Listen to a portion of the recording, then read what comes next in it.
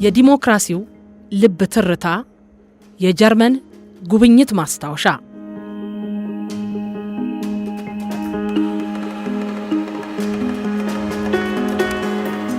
ጤና ይስጥልኝ የተከበራችሁና የተወደዳችሁ የአሃዱ ቤተሰቦች እንደምን ሰነበታችሁ? ዛሬ ጉዟችን ወደ አውሮፓውያኑ ምድር በታሪክ ማህደር ውስጥ ብዙ ጣውረዶችን፣ የጦርነት ጠባሳዎችና የውድቀት ምዕራፎችን አሳልፋ አሁን ላይ ግን የዓለም የዲሞክራሲና የፌዴራሊዝም ተምሳሌት ወደሆነችው ጀርመን ይዣችሁ እጓዛለሁ። በአዲስ አበባው የጀርመን ኤምባሲ አመቻችነት በጀርመን ፌዴራል ውጭ ጉዳይ ሚኒስቴር ጋባዥነትና በጎተ ኢንስቲትዩት አስተባባሪነት የተከናወነው ይህ የ7 ቀናት ጉዞ ከታሪካዊቷ በርሊን እስከ ውቧ ማይንዝ የዘለቀ ነበር። እንደ ጋዜጠኛም አይን ያረፈው በህንፃዎቹ ግርማ ሞገስና ውበት ብቻ ላይ አልነበረም።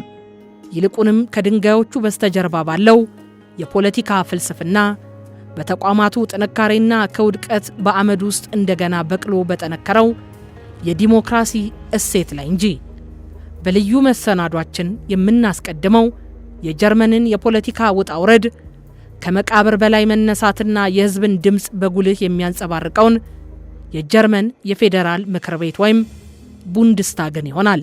ይህ የህዝብ ተወካዮች ምክር ቤት ጀርመን የነበረችበትን የጨለማ ታሪክ ሽራ ብርሃናዊውን የዲሞክራሲ ጉዞ እንዴት እንደጀመረችው፣ አሁን ላለችበት ቁመና እንዴት መሰረት እንደሆነች የሚያሳይ አጓጊ ታሪክ አለው። የጀርመን የፖለቲካ ምስጢርና የዲሞክራሲው ጥንካሬ ምን ይመስላል?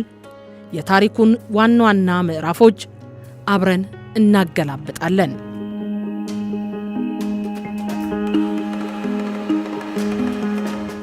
የጀርመን የፖለቲካ የልብ ትርታ ከራይክስታግ እስከ ቡንድስታግ።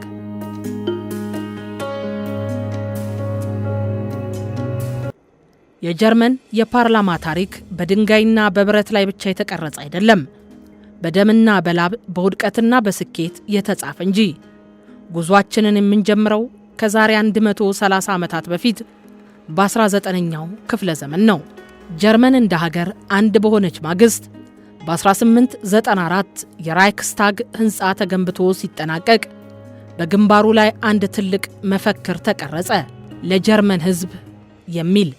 ይህ ቃል ዝም ብሎ ስም አልነበረም፣ ስልጣን በቤተ መንግስት ሳይሆን በህዝብ እጅ መሆኑን የሚያውጅ ታላቅ ቃል እንጂ። ነገር ግን የጀርመን ዲሞክራሲ መንገድ አልጋ ባልጋ አልነበረም። በ1933 በአውሮፓውያኑ አዶልፍ ሂትለር ስልጣን በያዘ በአንድ ወሩ በራይክስታግ ህንፃ ላይ የደረሰው ድንገተኛ ቃጠሎ ታሪክን ቀየረው። ናዚዎች ይህንን አጋጣሚ ለጭቆናና ለአምባገነንነት መጠቀም ያደረጉት። በሁለተኛው የዓለም ጦርነት ወቅት ደግሞ ህንፃው በቦምብ ተደበደበ። በሶቪየት ወታደሮች ተያዘ። ጀርመን በሁለት ስትከፈል ይህ ታሪካዊ ህንፃ በፍርስራሽነትና በብቸኝነት ለብዙ ዓመታት በድንበር አቅራቢያ ቆመ። ጀርመን በሁለት ብትከፈልም ዲሞክራሲዋ ግን አልሞተም። በምዕራብ ጀርመን ቦን ከተማ ላይ አዲስ ህገ መንግስት ሲጸድቅ የፓርላማው ስም ወደ ቡንድስታግ ተቀየረ። በቦን በነበረው ቆይታ ጀርመን ከጦርነት አገገመች፣ የኢኮኖሚ ተአምር ሰራች፣ ዲሞክራሲዋንም አጠነከረች። በ1990 ጀርመን በድጋሚ ስትዋሃድ ፓርላማው ወደ ቀድሞ ቤቱ ወደ በርሊኑ ራይክስታግ ተመለሰ። ታዋቂው አርክቴክት ሰር ኖርማን ፎስተር ህንፃውን ሲያድሰው ግን አንድ ድንቅ ነገር አከለበት። ይህ ጉልላት ውበቱ ብቻ አይደለም፣ ትርጉሙ የሚደንቅ ነው። አንደኛው ግልጽነትን ያሳያል። ህዝቡ ከላይ ሆኖ ወደ ታች የፓርላማ አባላቱን ክርክር ማየት ይችላል። ይህም ህዝብ ከባለስልጣናት በላይ ነው የሚል ጥልቅ መልእክት አለው። ሁለተኛውም የመስታወቱ ዲዛይን የተፈጥሮ ብርሃንና አየር ወደ አዳራሽ በማስገባት ለኃይል ቁጠባ እንዲረዳ ተደርጎ የተሰራ የዘመናዊነት ጥበብ ነው። ቡንድስታግ የጀርመን ህግ አውጪ ብቻም አይደለም፣ የሀገሪቱን መሪ ወይም ቻንስለር የሚመርጥ፣ የመንግስትን ስራና በጀትን በጥብቅ የሚቆጣጠር የዲሞክራሲ ዋልታ ነው። የአሃዱ ቤተሰቦች ከራይክስታግ ፍርስራሽነት እስከ ቡንድስታግ ግርማ ሞገስ ያለው ጉዞ ዲሞክራሲ ከውድቀት ተነስቶ እንዴት እንደሚገነባ ትልቅ ትምህርት የሚሰጥ ነው።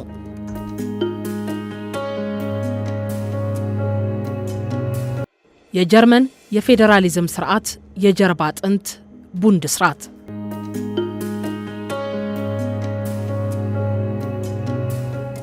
የቡንድስራት ታሪክ የጀርመንን ዳግም ውልደት ይተርካል። በንጉሳዊ ዘመን የነገስታት መማክርት የነበረው ይህ ተቋም በናዚዎች አምባገነን አገዛዝ ወቅት ክልሎች ስልጣን አልባ ሲሆኑ አብሮ ፈርሶ ነበር። ነገር ግን ከሁለተኛው የዓለም ጦርነት በኋላ በ1949 ዓ.ም አዲሱ የጀርመን ህገ መንግስት ሲረቀቅ አንድ ትልቅ ትምህርት ተወሰደ። ስልጣን በአንድ ማዕከል ብቻ ከታጠረ ለአምባገነንነት በር ይከፍታል። ስለዚህም የክልሎችን መብት የሚያስከብር ስልጣንን የሚጋራው ቡንድስራት በድጋሚ ህያው ሆነ። ቡንድስራት ከቡንድስታግ የሚለየው በአባላቱ አወቃቀር ነው። እዚህ ጋር አባላቱ በህዝብ ቀጥታ አይመረጡም። ይልቁንም የ16ቱ የጀርመን ክልሎች መሪዎችና ሚኒስትሮች ናቸው። ይህም ማለት ክልሎች በፌዴራል ደረጃ ቀጥተኛ ተሳትፎና የቬቶ ስልጣን አላቸው ማለት ነው። እንደ ታክስ፣ ትምህርትና ሌሎች ፖሊሲዎች የክልሎችን ጥቅም የሚነኩ ህጎች ሁሉ በቡንድስራት ካልጸደቁ ውድቅ ሊሆኑ ይችላሉ። ትናንሽ ክልሎች በግዙፎቹ እንደ ባቫሪያ ባሉ ክፍለ ሀገራት እንዳይበለጡም የድምፅ አሰጣጡ ሚዛኑን የጠበቀ እንዲሆን ተደርጓል። በበርሊን የሚገኘው የቡንድስራት ህንፃ ራሱ የታሪክ ምስክር ነው። ቀደም ሲል የፕሩሺያ መኳንንት መሰብሰቢያ የነበረውና በጦርነት ክፉኛ የፈረሰው ይህ ህንፃ በ2000 በአውሮፓውያኑ ታድሶ የቡንድስራት ቋሚ መቀመጫ ሆኗል። የውስጥ ክፍሉን ስንመለከት የጥንቱ የታሪክ ድባብና የዘመናዊው የሥነ ህንፃ ጥበብ ተጋብተው እናገኛቸዋለን። ጣሪያው የተሰራው የተፈጥሮ ብርሃን በደንብ እንዲገባ ተደርጎ ነው። ይህም የመንግስት አሰራር ግልጽነትን የሚያመለክት ድንቅ ጥበብ ነው። ቡንድስታግ የህዝብ ቀጥተኛ ድምፅ የሚሰማበት የህዝብ ቤት ሲሆን ቡንድስራት ደግሞ የክልሎች መብት የሚከበርበት የፌዴራሊዝም ቤት ነው። በጀርመን ማዕከላዊ መንግስት እንደፈለገ ህግ ማውጣት አይችልም። የግድ ከክልሎች ጋር መደራደርና መስማማት አለበት። ይህ ነው እንግዲህ የጀርመን ፌዴራሊዝም ቁንጮና የዲሞክራሲያቸው ምስጢር። ቢፒቢ የዲሞክራሲ ክትባትና የነጻነት ድምፅ።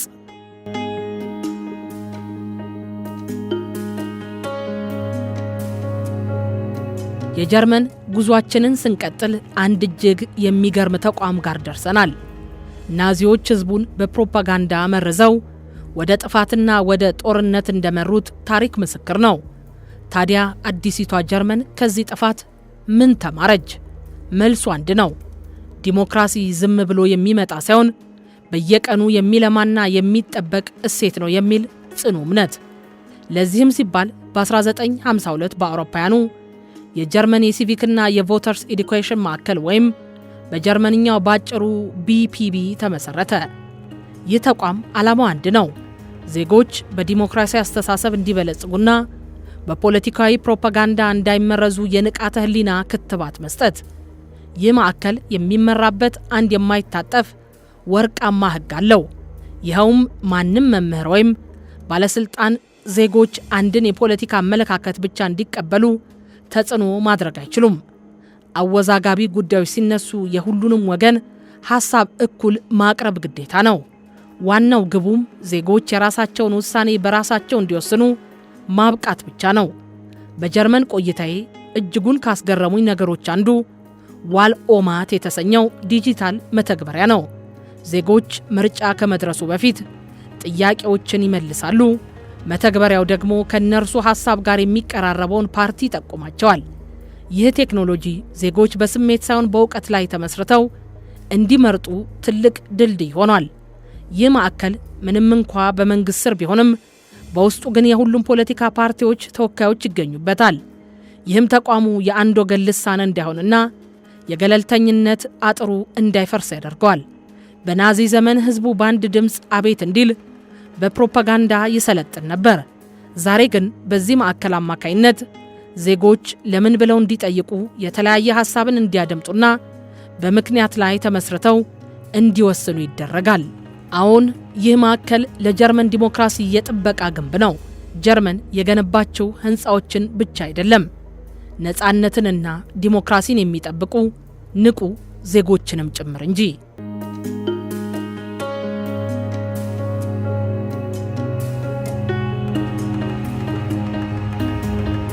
የጋዜጠኞች ግዛት የፌዴራል ፕሬስ ኮንፈረንስ BPK።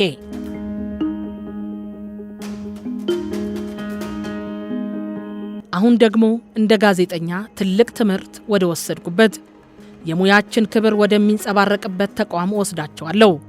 ይሄውም የፌዴራል ፕሬስ ኮንፈረንስ ወይም በአጽሮቱ BPK ይባላል። ይህ ተቋም በዓለም ላይ ካሉ የሚዲያ አሰራሮች እጅግ ልዩና የዲሞክራሲ መፈተኛ ተብሎ የሚጠራ ነው። በአብዛኛው ሀገራት የፕሬዝዳንት ወይም የጠቅላይ ሚኒስትር ጽሕፈት ቤት ጋዜጠኞችን ጠርቶ መግለጫ ይሰጣል። በጀርመን ግን ነገሩ ተቃራኒ ነው። እዚህ ጋር መድረኩ የመንግስት ሳይሆን የጋዜጠኞች ነው። ከመንግስት ቁጥጥር ነፃ የሆኑት ጋዜጠኞች ራሳቸው ማህበር አቋቁመው ባለስልጣናቱ መጥተው ጥያቄያችንን ይመልሱ የሚል መመሪያ አውጥተዋል። ዛሬም ድረስ በፕሬስ ኮንፈረንሱ መድረክ ላይ መሃል ላይ የሚቀመጠው የመንግስት ቃል አቀባይ ሳይሆን የጋዜጠኞች ማህበር ሊቀመንበር ነው። ቻንስለሯም ሆኑ ሚኒስትሮች ወደዚህ አዳራሽ ሲመጡ እንደ እንግዳ ነው የሚታዩት። ጥያቄ የሚጠየቀው ተራ የሚያዘውና ስብሰባው የሚመራው በጋዜጠኞቹ ተወካይ ብቻ ነው። ይህም ባለስልጣኑ መድረኩን ተጠቅሞ የራሱን ፕሮፓጋንዳ ብቻ እንዳይነዛ የሚያደርግ ብልህ አሰራር ነው። ወደ አዳራሹ ሲገባ አይን የሚያርፈው በታዋቂው ሰማያዊ ግድግዳ ላይ ነው። ይህ ግድግዳ በጀርመን ፖለቲካ ውስጥ ትልቅ ትርጉም አለው። ማንኛውም ባለስልጣን ከዚህ ግድግዳ ፊት ቆሞ ለጋዜጠኞች ጥያቄ ካልመለሰ ስራው እንዳልተጠናቀቀ ይቆጠራል። በሳምንት 3 ጊዜ ሰኞ፣ ረቡዕና አርብ የመንግስት ቃል አቀባዮች እዚህ ተገኝተው ለማንኛውም ጥያቄ ምላሽ የመስጠት ግዴታ አለባቸው። አልመልስም ወይም ሌላ ጊዜ የማለት እድላቸው በጣም ጠባብ ነው። በጀርመን የፕሬስ ኮንፈረንስ ማዕከል ያየሁት ነገር ለአንድ ጋዜጠኛ ትልቅ ኩራት ነው። እዚያ መድረኩ የመንግስት ሳይሆን የጋዜጠኞች ነው። ይህ አሰራር ሚዲያው አራተኛው የመንግስት አካል መሆኑን በተግባር የሚያሳይ ምስክር ነው። ጀርመን ጠንካራ ዲሞክራሲ ያላት ህጎች ስላሏት ብቻ ሳይሆን ባለስልጣናትን ፊት ለፊት የሚሞግቱ ነፃ ተቋማትና እንደ ንስር የሰሉ ጋዜጠኞች ስላሏት ጭምር ነው።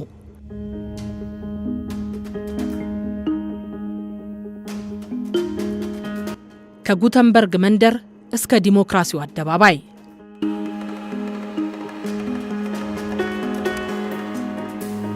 የሰው ልጅ ዕውቀትን የሚያጋራበት መንገድ የተቀየረው ከዛሬ 600 ዓመታት በፊት ማይንዝ ከተማ ውስጥ ነበር። የዮሐንስ ጉተንበርግ የህትመት ማሽን ፈጠራ የሰው ልጅን የአስተሳሰብ አድማስ እንደለወጠ ሁሉ እኔም ዛሬ የዚች ታሪካዊት ከተማ እንግዳ ሆኜ በዘመናዊው ሚዲያና ዲሞክራሲያዊ ሂደት ላይ ትዝብቴን እያተምኩ ነው። ማይንዝ የህትመት ማሽን መገኛ ብቻ ሳትሆን የጀርመን የሚዲያ ልብ ነች። እንደ ZDF ያሉ ግዙፍ የቴሌቪዥን ጣቢያዎች ተቀማጭነታቸው እዚያ ማድረጋቸው የታሪክ አጋጣሚ አይመስልም። ጉተንበርግ መረጃን ለብዙሃኑ ተደራሽ ለማድረግ በጀመረው መንገድ ዛሬም እነዚህ ተቋማት በቴክኖሎጂ ታጅበው የጀርመንና የዓለምን ወቅታዊ ሁኔታ ለተመልካቹ ያቀርባሉ። የጣቢያዎቹን ስቱዲዮዎች ስጎበኝ የተረዳሁት አንድ ነገር ቢኖር የሚዲያ ተደራሽነት ለዲሞክራሲ ግንባታ ያለውን የማይተካ ሚና ነው።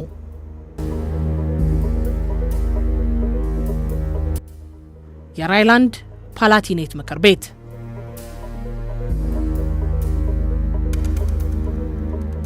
ይህ ምክር ቤት በሶስት ታላላቅ ምሰሶች ላይ የቆመ ነው።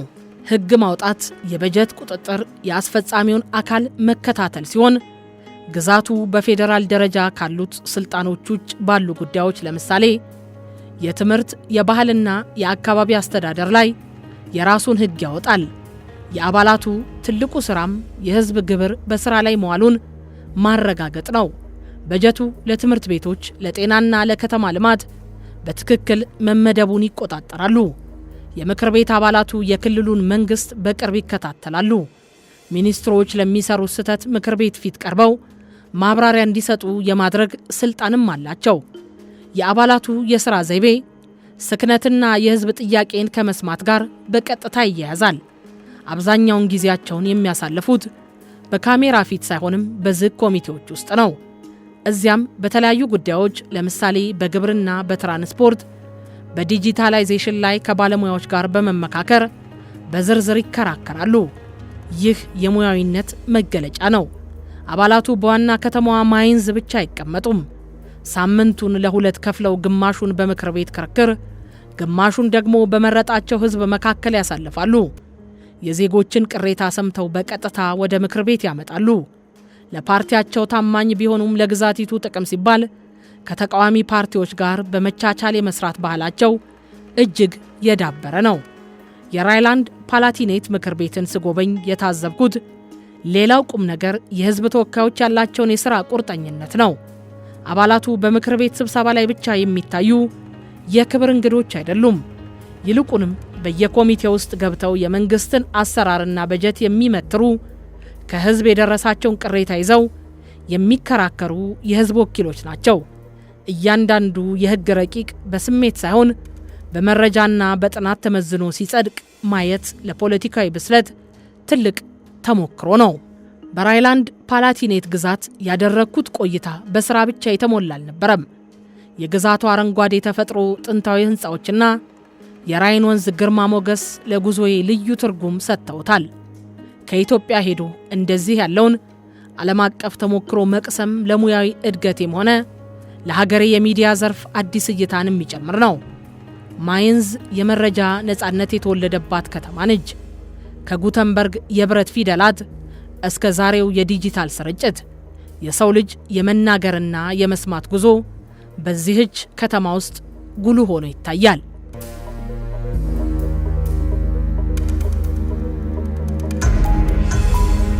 የፖለቲካ ስልጣኔ በክርክር መድረክ የታዘብኩት ስክነት።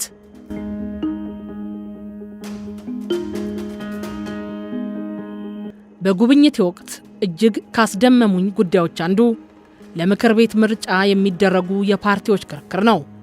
እኛ ጋር ካለው የፖለቲካ ሙቀት አንጻር በጀርመን ያየሁት የክርክር መድረክ የሚከተሉትን ዋና ዋና እሴቶች የተላበሰ ሆኖ አግኝቼዋለሁ።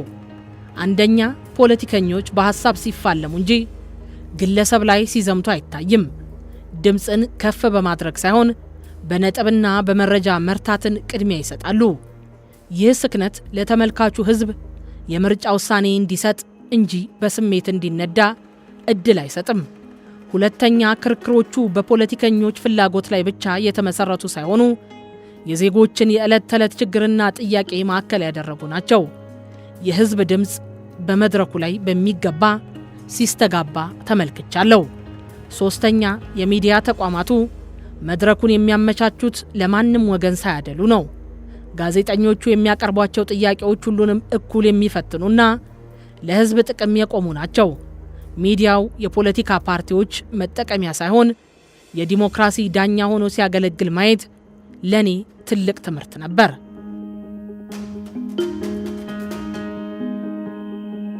የምርጫው ጠባቂ የፌዴራል ሪተርኒንግ ኦፊሰር። ከፌዴራል ሪተርኒንግ ኦፊሰር ቢሮ በነበረኝ ቆይታ የምርጫ ሂደት ከፖለቲካ ተጽዕኖ ነፃ ሆኖ እንዴት በገለልተኛ የባለሙያዎች ቡድን እንደሚመራ ተገንዝቤያለሁ። ይህ ተቋም ለምርጫው ፍትሐዊነትና ታማኝነት የሚሰጠው ትኩረት ለዜጎች በምርጫ ውጤት ላይ ያላቸውን እምነት እንዴት እንደሚያሳድግ ለመረዳት አስችሎኛል። ዲሞክራሲ በወረቀት ላይ የሚሰፈር ሕግ ብቻ ሳይሆን እንደ ማይንዝ አደባባዮችና እንደ ጀርመን የሚዲያ ስቱዲዮዎች በተግባር የሚታይ የስልጣኔ መገለጫ መሆኑን ተረድቻለሁ። በጀርመን ያደረግኩት ጉብኝት ለሀገራችን ኢትዮጵያ ዲሞክራሲያዊ ግንባታ የሚሆኑ ትልልቅ የቤት ሥራዎችን እያሳየኝ ነበር። በጉዞዬ የታዘብኳቸውን 4 ቁልፍ ነጥቦች ከሀገራችን ነባራዊ ሁኔታ አንጻር እንዲህ አነጻጽራቸዋለሁ። በቅድሚያ፣ ፌዴራሊዝም ከስሜት ወደ ተቋማዊ አሰራር።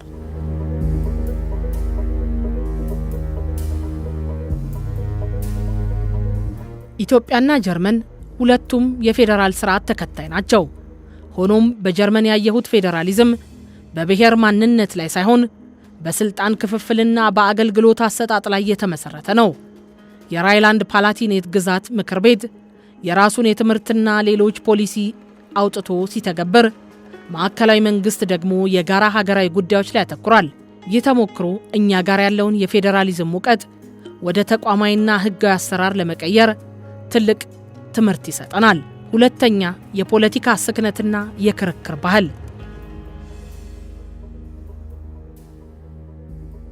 በምክር ቤት ምርጫ እጩዎች መካከል የታዘብኩት ስክነት የሚደነቅ ነው።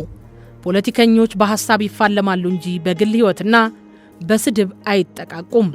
እኛ ጋር ምርጫ ሲመጣ የሚፈጠረውን የፖለቲካ ውጥረትና ፖለራይዜሽን ለማርገብ የጀርመኑን የሰለጠነ የክርክር ባህልና ለተቃራኒ ሐሳብ የሚሰጠውን ክብር መቅሰም ግድ ይለናል። ሶስተኛ፣ የሚዲያ ነጻነትና ገለልተኝነት።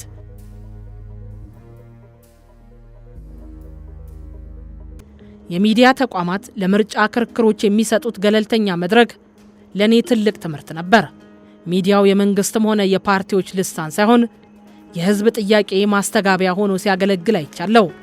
በሀገራችን ሚዲያዎች ከወገንተኝነት ወጥተው ለዲሞክራሲያዊ ስርዓት ግንባታ እንደ ዳኛ ሆነው እንዲሰሩ የጀርመኑ የህዝብ አገልግሎት ሚዲያ ሞዴል ተመራጭ ነው። አራተኛ፣ የምርጫ ታማኝነት። የፌዴራል ሪተርኒንግ ኦፊሰር ቢሮ ያለው ገለልተኝነት፣ በቴክኖሎጂ የታገዘ አሰራር በዜጎች ዘንድ የምርጫ ውጤት ተአማኒነት እንዲኖረው አድርጓል።